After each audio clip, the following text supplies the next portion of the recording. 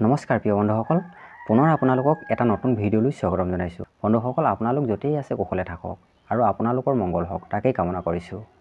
বন্ধুসকল, ভগৱান শ্ৰীকৃষ্ণই কৈছে, মোক পাবলৈ ইচ্ছা কৰিছা যদি মোক পোৱাৰ আশা ত্যাগ কৰা, কিয়নো আশাৰ নদী সিপাৰেহে থাকোঁ মই। যি আশা ত্যাগ কৰে তেওঁ মোৰ আপোন হৈ পৰে। আজি যি তোমাৰ আছে সেয়া আগত আন কাৰোবাৰ আছিল আৰু ভৱিষ্যতে সেইবোৰ বেলেগ কাৰোবাৰ হৈ যাব। এয়াই সংসাৰৰ নিয়ম। ভগৱান শ্ৰীকৃষ্ণই কৈছে, যিদিনাই তুমি মোৰ অংশ বুলি ভাবিবা আৰু মই তোমাৰেই বুলি মনে প্ৰাণে ধৰিবা, সেইদিনাৰ পৰাই মোৰ লগত তোমাৰ সম্পৰ্ক স্থাপন হ'ব আৰু তুমি মোৰ আপোন হৈ পৰিবা।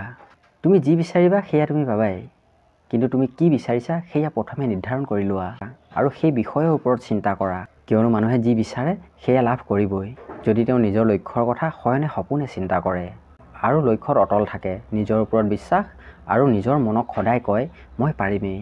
বন্ধুসকল, ভগৱান শ্ৰীকৃষ্ণই কৈছে, সকলোৱে এটা কথা মনত ৰখাটো উচিত, অন্যায় সহ্য কৰা অন্যায় কৰাতকৈ বেছি পাপ।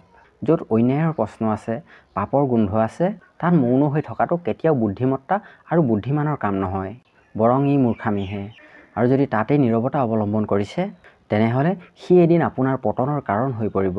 সেইকাৰণে বন্ধুসকল, আজিও সেই বীৰ যোদ্ধাসকলক মানুহে নিন্দা কৰে, যি মহাভাৰতৰ দ্ৰৌপদী বস্ত্ৰহৰণ সভাত উপস্থিত থাকিও সেই লজ্জাকৰ মুহূৰ্তত মৌন হৈ আছিল। ভগৱান শ্ৰীকৃষ্ণই কৈছে, মোক নিন্দা কৰা মই সহ্য কৰিম, কিন্তু মোৰ ভকতক যদি নিন্দা কৰা মই একেবাৰে সহ্য নকৰিম। তোমাৰ কৰ্মফলৰ পৰা তুমি কেতিয়াও সাৰি যাব নোৱাৰিবা। তুমি কৰা কৰ্মফল তুমি ভোগ কৰিবই লাগিব।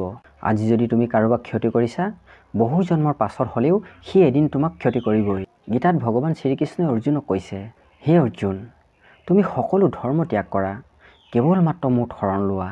যেতিয়া তুমি মোত শৰণ ল'বা তেতিয়া মই তোমাক সকলো পাপৰ পৰা মুক্ত কৰিম। ভগৱান শ্ৰীকৃষ্ণই কৈছে, কেতিয়াও প্ৰাণী হিংসা নকৰিবা, য'ত প্ৰেম নাই তাত মই একেবাৰে নাথাকোঁ। সেয়ে সকলো প্ৰাণীকেই মোৰ অংশ বুলি ভাবি মৰম কৰিবা। ভগৱান শ্ৰীকৃষ্ণই কৈছে, আজি যদি তুমি দুখত আছা সেই দুখ ময়েই দিছোঁ আৰু যদি সুখত আছা সেই সুখো ময়েই প্ৰদান কৰিছোঁ। গতিকে দুখ সুখ মোৰেই দান বুলি মোতেই অৰ্পণ কৰিবা। আৰু এইটোৱেই হ'ল মানুহৰ প্ৰকৃত আধ্যাত্মিক কৰ্তব্য। ভগৱান শ্ৰীকৃষ্ণই কৈছে, যদি তুমি কৰ্মবন্ধনৰ পৰা মুক্ত হ'ব বিচাৰিছা, জন্ম দূৰ কৰিব বিচাৰিছা, তেনেহ'লে কেৱল মাত্ৰ মোক ভক্তি কৰা, মোৰ চৰণত শৰণ লৈ মোৰ গুণানুকীৰ্তন কৰা।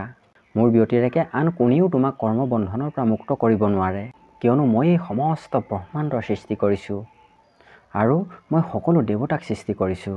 এই সকলোবোৰ মোৰেই অধীন, সেয়ে মোৰ বাহিৰে আন কোনেও তোমাক মুক্তি দিব নোৱাৰে। বন্ধুসকল, ভিডিঅ'টো কেনে পালে এটা কমেণ্ট কৰি জনাব আৰু যদি ভিডিঅ'টো ভাল পালে তেনেহ'লে এটা লাইক কৰাৰ লগতে চেনেলটো ছাবস্ক্ৰাইব কৰি দিব।